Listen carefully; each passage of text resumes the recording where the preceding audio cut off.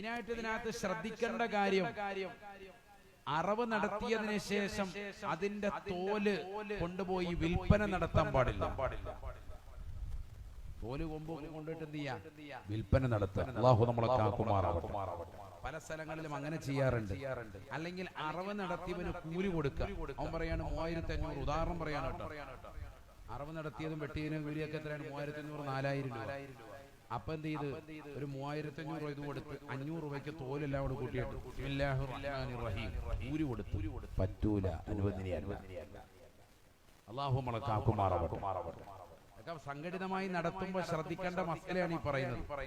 സംഘടിതമായി നടത്തിക്കോ, നല്ലത് തന്നെയാണ്. പക്ഷെ നടത്തുമ്പോൾ ശ്രദ്ധിക്കേണ്ട മസലയാണ് ഈ പറയുന്നത്. സംഘടിതമായിട്ടായാലും അല്ലാതെ നടത്തിയാലും ഉൽഹിയ്യത്തിന്റെ മസലയാണ് ഈ പറഞ്ഞത്. കാരണം ഇത് ആരാധനയാണ്. ആരാധനയ്ക്ക് വേണ്ടി നിർവഹിക്കപ്പെട്ടതാകുന്ന മൃഗത്തിന്റെ തോല് വിൽപ്പന പറ്റൂല. അങ്ങനെ വിൽപ്പന നടത്തിയാൽ ലാ ഉൽഹിയ്യത ലഹു മൻ ബാഅ ജിൽദ ഉൽഹിയ്യത്തിൻ ലാ ഉൽഹിയ്യത ല ശഫീഉന റസൂലുള്ളാഹി. ഉൽഹിയ്യത്തിന്റേതാകുന്ന ബലിമൃഗത്തിന്റെ തോല് കൊണ്ടുപോയി കച്ചവടം നടത്തിയവന് അവന് ഉൽഹിയ്യത്തിന്റെ പ്രതിഫലമില്ല എന്ന് സയ്യിദുനാ റസൂലുള്ളാഹി.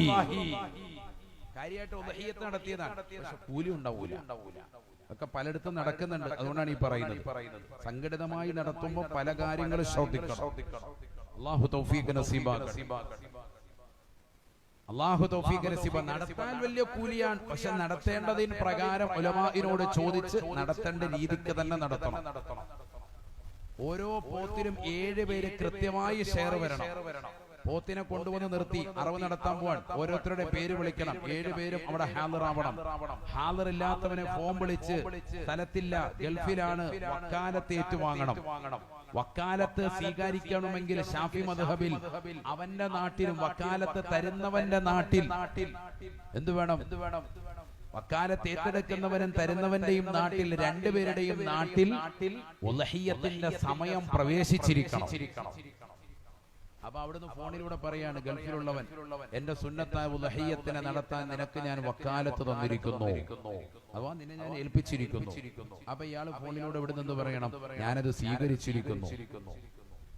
എന്നിട്ട് അയാൾ ഇവിടെ അറവിന് തൊട്ട് മുമ്പ് ഇന്ന ആളുകൾ, ഉദാഹരണത്തിന് അബൂബക്കർ എന്ന വ്യക്തിയാണ്, അയാൾക്ക് വേണ്ടിയിട്ടാണ് വക്കാലത്ത് ഏറ്റെടുത്തത്.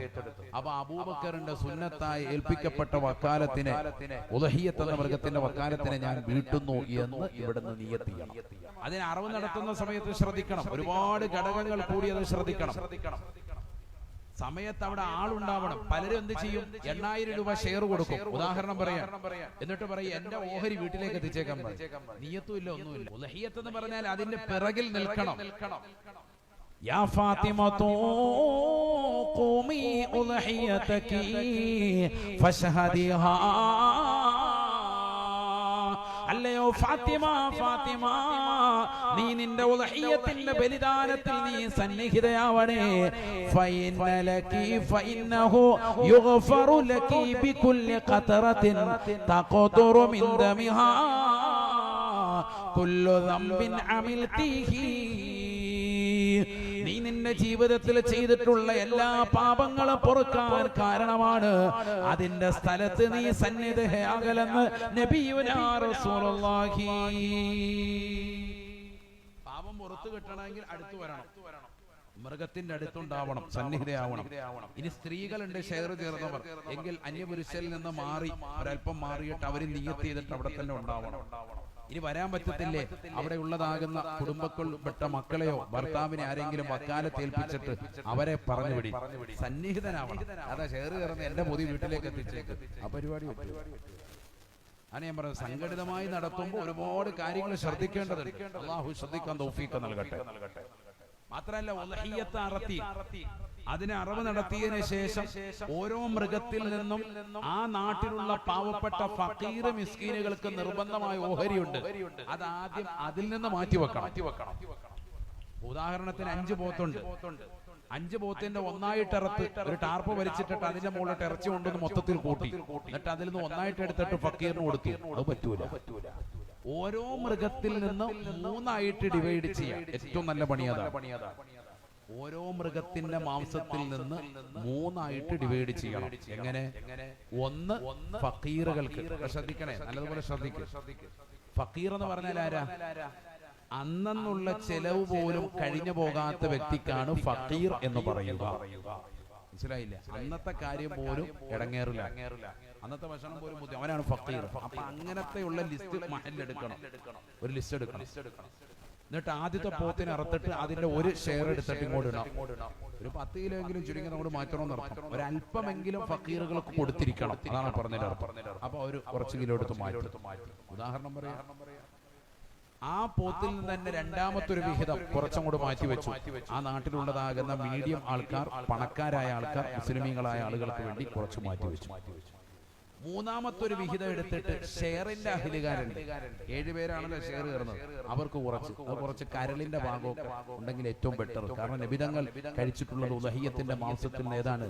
കരളിൽ നിന്ന് അല്പമാണ് നബിതങ്ങൾ കഴിച്ചത്, ബാക്കിയൊക്കെ സ്വതപ്പയാണ്. അപ്പൊ ഇങ്ങനെ 3 ആയിട്ട് ഡിവൈഡ് ചെയ്യാം. രണ്ടാമത്തെ പോത്തിനെ അറുത്തു, നേരത്തെ കൊണ്ടുവന്ന് മാറ്റിയിട്ടതിന്റെ മുകളിലേക്ക് അഥവാ ഫക്കീർ മിസ്കീനിലേക്ക് ഒരു ഓഹരി അതിന്റെ മുകളിൽ ഇടുക. അപ്പൊ പ്രശ്നമില്ല. വലിയ പണക്കാരിലേക്കുള്ള വേറൊരു ഡിവൈഡ് ആക്കി മൂന്നാമത്തെ ഷെയറുകാർക്ക് ഇട്ടു. എന്നിട്ട് ഈ ഷെയറുകാർക്ക് അതിൽ നിന്ന് വേണം കൊടുക്കാൻ, പാവപ്പെട്ടവർക്ക് അപ്പുറത്തുനിന്ന് കൊടുക്കാം. അങ്ങനെ മാറ്റണം. ഓരോന്നിൽ നിന്നും സെപ്പറേറ്റ് ആക്കണം. ഒന്നായിട്ട് ഇറച്ചു കൂട്ടിയിട്ട് കുറച്ച് പാവപ്പെട്ടവർക്ക് വിധിച്ചുകൊണ്ട് പോവുക, അങ്ങനെ ചെയ്യുന്നുണ്ട് ചില സ്ഥലങ്ങളിൽ. അത് തെറ്റാണ്. ഓരോന്നും വീതിക്കണം. ഓരോ പോത്തിൽ നിന്നും അവനവന്റെ ഷെയർ വേണം കൊണ്ടുപോകാൻ. അതിനു വേണ്ടിയിട്ടാണ് ഇങ്ങനെ ചെയ്യുന്നത്. അതിങ്ങനെ ഷെയർ മാറ്റിയിട്ടു. പിന്നെ അതിന്റെ മുകളിൽ മറ്റവരുടെ പോത്ത് വന്നു, അതെല്ലാരും സംതൃപ്തിപ്പെട്ടു, കുഴപ്പമൊന്നുമില്ല, അങ്ങനെ എടുത്തോ, പ്രശ്നമില്ല. ഷെയർ എടുക്കുന്നതിലെ വിഷയം വരില്ല. കാരണം ഓരോരുത്തർക്കും നിശ്ചിതമായ കൊടുക്കുള്ളൂ, ഇത്ര പുതിയ ചിലപ്പോൾ കൊണ്ടുപോകുള്ളൂ, ബാക്കിയൊക്കെ എല്ലാവരും കൊടുക്കാൻ വേണ്ടി തന്നെയാണ്. സംഘടിതമായി ചെയ്യരുത്. അൽഹംദുലില്ലാഹ് വലിയ പുണ്യമാണ്, പക്ഷെ ശ്രദ്ധ വെച്ച് ചെയ്യണം. ചെയ്താൽ വലിയ കൂലിയാണ്. അല്ലാഹു തൗഫീഖ് തരട്ടെ.